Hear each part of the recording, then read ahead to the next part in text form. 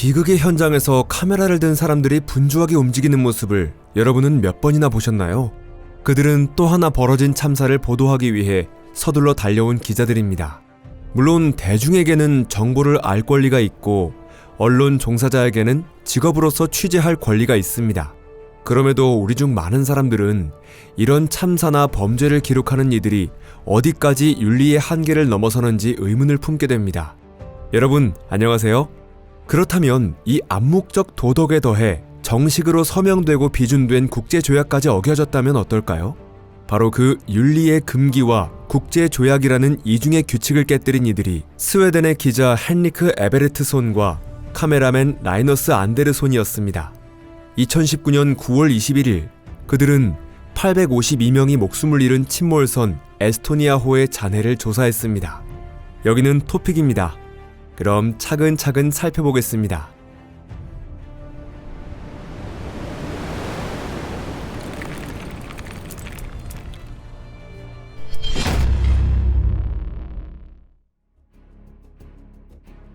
페리 에스토니아호의 침몰. 이 비극은 1994년 9월 27일에서 28일로 넘어가는 그 밤에 벌어졌습니다. 이런 사고에서 흔히 이야기되는 것처럼 정말로 아무런 전조도 없었습니다. 당시 이 선박의 나이는 고작 15년에 불과했고 선박으로 보자면 아직 젊은 축에 속했습니다. 에스토니아호는 독일 파펜부르크에 있는 조선소에서 건조되어 1979년에 진수되었습니다. 짧은 운항 기간 동안 이 페리는 소유주도 여러 번 바뀌었고 이름도 계속 바뀌었습니다. 마지막으로 에스토니아라는 이름을 갖게 된 것은 1993년에 에스토니아의 회사 에스트라인에 인수되었을 때였습니다.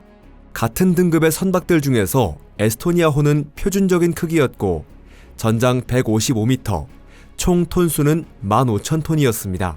최대 승객 수용 인원은 2,000명에 달했고 최고 속력은 21노트까지 낼 수 있었습니다. 선박의 구조도 고전적인 형태였으며 선수에는 선폭 전체를 가로지르는 화물용 램프도어가 달려 있었습니다. 이 설계 덕분에 자동차나 화물을 빠르게 선적할 수 있었던 거죠. 그런데 가장 유력하다고 여겨지는 가설에 따르면 바로 이 램프가 사고의 직접적인 원인이 되었던 것으로 알려져 있습니다. 에스토니아호는 1994년 9월 27일 오후 7시에 탈린을 출발해 스톡홀름을 향한 마지막 항해에 나섰는데요. 악천후 때문에 선적된 화물은 평소보다 훨씬 적었던 것으로 보입니다. 배 안에는 승객 803명, 승무원 186명, 그리고 수십 대의 화물차와 승용차, 그 외의 짐들이 실려 있었습니다. 그리고 나중에 밝혀지지만 이 적은 적재량이 100명 이상의 목숨을 살리는 요인이 됩니다. 실제로 당시 날씨는 매우 나빠지고 있었는데요. 폭풍에 의해 파도의 높이는 4에서 6m에 이르렀고 기온은 5도까지 떨어졌으며 발트해의 수온은 10도까지 차가워져 있었습니다. 승객의 대부분은 에스토니아, 스웨덴, 핀란드인이었고 그들은 이런 악천후 속에서도 저녁 식사를 마친 뒤 비교적 따뜻한 객실로 돌아가 휴식을 취하고 있었습니다. 만약 앞으로 4시간 뒤에 어떤 일이 벌어질지 미리 알 수 있었다면 생존자는 훨씬 더 많았을지도 모르죠. 선내 바에서 술을 마시고 있던 몇몇 남성들은 오히려 더 운이 좋았습니다. 그들 중에는 상부 갑판으로 재빨리 탈출해 목숨을 건진 사람도 있었죠. 이상한 소리가 처음 기록된 것은 자정이 지난 새벽 1시쯤이었습니다. 나중에 밝혀진 바에 따르면 그 소리는 선수 램프의 잠금 장치가 망가지기 시작할 때 난 소리였습니다. 불과 15분 뒤 거대한 파도가 선수의 램프를 날려버렸고 바닷물이 갑판으로 한꺼번에 들이닥쳤습니다. 배는 우현으로 기울기 시작했죠. 깜깜한 어둠 속에서 많은 승객이 완전히 방향 감각을 잃어 갑판으로 나가는 것조차 하지 못했습니다. 그 사이에도 기울기는 더 심해졌고 다시 15분 후에는 40에서 50도에 이르렀습니다. 그때가 되어서야 비로소 조난 신호가 발신되었습니다. 급격히 커지는 기울기 때문에 많은 구명정을 바다로 내릴 수 없었습니다. 실제로 전개된 것은 구명 뗏목 22개와 구명정 3척뿐이었죠. 오전 1시 50분 선체는 90도까지 기울어 완전히 우현을 아래로 한 채 옆으로 넘어졌습니다. 바로 그 직후 배는 선수부터 가라앉기 시작했고 불과 몇 분 만에 완전히 물속으로 사라졌습니다. 실제로 램프가 떨어지기 시작했음을 알리는 첫 소리부터 배가 완전히 침몰하기까지 1시간도 걸리지 않았습니다. 그리고 그 다음에 일어난 일은 피할 수 없는 결말이었습니다. 객실에서 갑판으로 가까스로 빠져나온 소수의 행운아들은 구명조끼도 없이 얼음처럼 차가운 바다로 내던져졌습니다. 아시다시피 이런 환경에서는 특수한 내한복이 없으면 30분도 버티기 어렵습니다. 구조는 비교적 가까이에 있었지만 첫 구조선이 현장에 도착한 것은 사고 발생 50분 뒤였습니다. 그것은 너무 늦은 시간이었죠. 이후 저체온증으로 숨진 사람들의 시신이 실린 구명뗏목 사진이 언론에 유출되었습니다. 하물며 그대로 바다에 내던져진 사람들에 대해서는 말할 것도 없었습니다. 구조된 사람은 고작 137명으로 그중 승객이 94명, 승무원이 43명이었습니다. 희생자 가운데 여성의 비율이 매우 높았는데 배가 급격히 기울던 순간 그들 대부분이 객실에 있었기 때문입니다. 접근하지 마라. 이 침몰 사고는 법적, 윤리적으로 여러 가지 난제를 낳았습니다. 이는 피할 수 없는 일이었는데요. 왜냐하면 이 사건은 20세기 말 유럽에서 최악급으로 꼽히는 해난 사고였기 때문이죠. 수많은 목숨이 희생된 이 사건은 유럽 전역에 거대한 충격을 주었습니다. 페리에 타고 있던 989명 중 852명이 목숨을 잃었습니다. 살아남은 사람은 승객과 승무원을 모두 합쳐 겨우 137명뿐이었죠. 그리고 그 많은 희생자들은 지금도 수심 80m가 넘는 발트해 바닷속에서 잠든 채 남아있습니다. 침몰은 국제해역에서 발생했고 희생자는 17개국에 걸쳤습니다. 당연히 그 이후의 대응은 국제적인 높은 수준의 조율이 필요했죠. 사고 직후 에스토니아, 스웨덴, 핀란드 세 나라가 공동위원회를 설치했습니다. 그리고 1995년 이 위원회는 마치 솔로몬의 판결이라고 부를 수 있는 결정을 내렸습니다. 그 결정의 핵심은 시신을 인양하지 않고 침몰 지점 자체를 신성한 무덤으로 취급한다는 것이었죠. 즉 희생자들의 시신은 그대로 바닷속에 남겨두고 그 장소를 무덤으로 인정한다는 의미였습니다. 이 결정을 바탕으로 같은 해 에스토니아, 스웨덴, 핀란드, 덴마크, 라트비아, 영국, 폴란드 등 여러 나라가 에스토니아호 침몰 지점 보호에 관한 국제조약에 서명했습니다. 이 조약에 따라 침몰 현장에 접근하거나 무덤의 안식을 방해할 수 있는 조사 활동은 전부 금지되었습니다. 이 문서에는 유족과 일반 시민 모두가 이 장소를 연구 대상이나 다이빙 명소가 아니라 추모의 공간으로 존중해야 한다는 사실이 명확하게 적혀 있습니다. 게다가 안전 문제에 대한 고려도 중요한 요소로 포함되었습니다. 왜냐하면 수심 80m에 가라앉은 선체가 불안정해 잠수사에게 생명의 위협이 될 수 있다고 판단되었기 때문이죠. 다만 유족들의 의견이 완전히 같았던 것은 아니었는데요.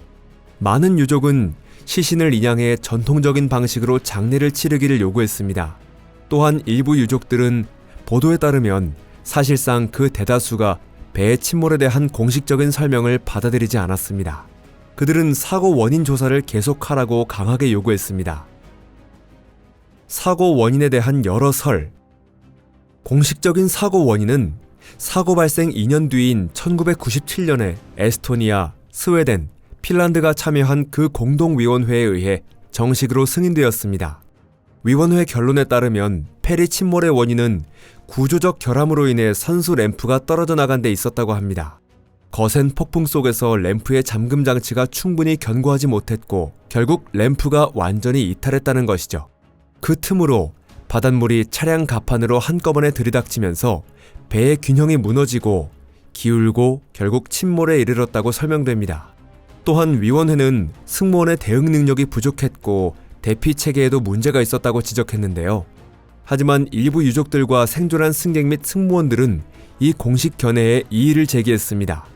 사람들이 가장 의문을 품었던 점은 위원회가 결함이라고 주장한 구조가 과거 에스토니아호가 훨씬 더 심한 폭풍을 만났을 때는 아무 문제 없이 견뎌냈다는 사실이었습니다. 여기에 더해 조사를 둘러싼 과도한 비밀주의도 많은 사람들에게 불신을 불러일으켰습니다. 당연하게도 이 정도 규모의 대참사에는 각종 소문과 도시전설 같은 이야기들이 따라붙기 마련입니다. 예를 들어 생존자 명단에 이름이 올라 있었지만 가족 앞에 다시는 모습을 보이지 않은 사람이 있었다는 이야기가 있습니다. 더 나아가 한 생존자가 병원에서 가족에게 전화를 걸었지만 그 뒤로 흔적도 없이 사라졌다는 거의 괴담 같은 이야기가 퍼졌죠. 그리고 그의 아내에게는 여러 차례에 걸쳐 말 한마디 없는 무언의 전화가 걸려왔다고 합니다. 이런 배경 속에서 사고 원인에 대한 여러 가설들이 떠올랐습니다. 그 중에서도 널리 회자된 것은 폭발이나 테러와 관련된 여러 가지 변종적인 이야기들입니다. 이런 주장을 하는 사람들은 에스토니아호는 군수품을 실어 나르고 있었고 목격자들이 들은 소리는 램프가 떨어지는 소리가 아니라 폭발음이었다고 주장했죠. 그와 비슷한 설로 구소련의 장비가 러시아에서 스웨덴으로 밀수되고 있었다는 이야기도 있습니다. 그리고 그 증거를 없애기 위해 배를 통째로 침몰시켰다는 주장이죠. 여기서 우리는 다시 서두에서 했던 이야기로 돌아가야 합니다. 사실 가장 설득력이 있다고 여겨지는 가설은 스웨덴인 기자 헨리크 에베르트손과 촬영 기술자 라이너스 안데르손이 진행한 수중 촬영 자료에서 비롯된 것이었습니다. 그들이 운용한 수중 로봇이 촬영한 사진에는 지금도 논란의 중심에 서 있는 두 개의 큰 구멍이 선명하게 찍혀 있었고 그것은 램프가 떨어진 것만으로는 설명할 수 없는 손상이었습니다. 그 손상은 오히려 폭발이나 잠수함과의 충돌로 생긴 흔적처럼 보였죠.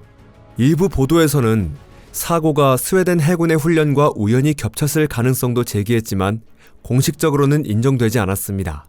이 점에 대해서는 2020년 11월 20일에 열린 침몰 사건 관련 회의에서 에스토니아의 전 검찰총장 마르구스 쿠르마가 거의 공개적으로 언급했습니다. 그는 특히 스웨덴 당국이 에스토니아호의 잔해를 콘크리트 관으로 덮어 봉인하려 했다는 점을 지적했습니다. 당연히 잔해 조사를 금지한 조치는 수백 명의 희생자가 잠든 곳을 지키는 윤리적 이유보다 진짜 원인을 세상에 숨기려는 의도가 있었던 것이 아니냐는 의심을 낳습니다.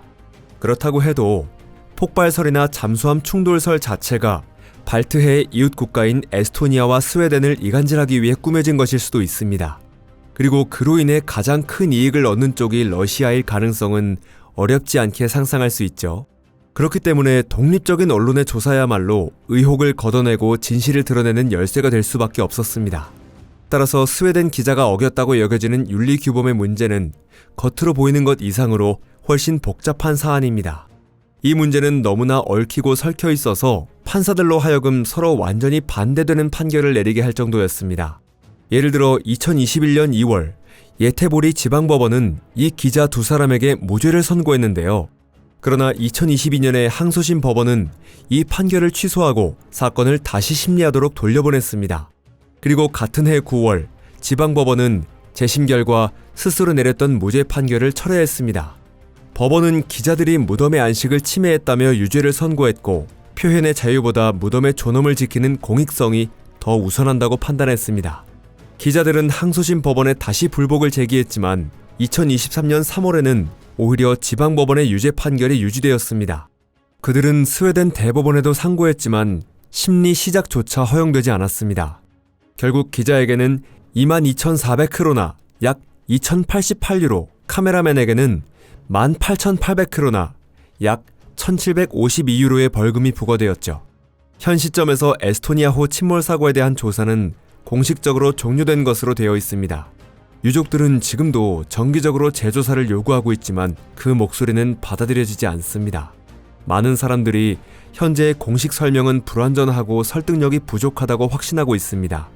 이렇게 비극이 일어난 지 이미 30년이 넘었지만 에스토니아호 침몰의 진실은 여전히 드러나지 않은 채입니다.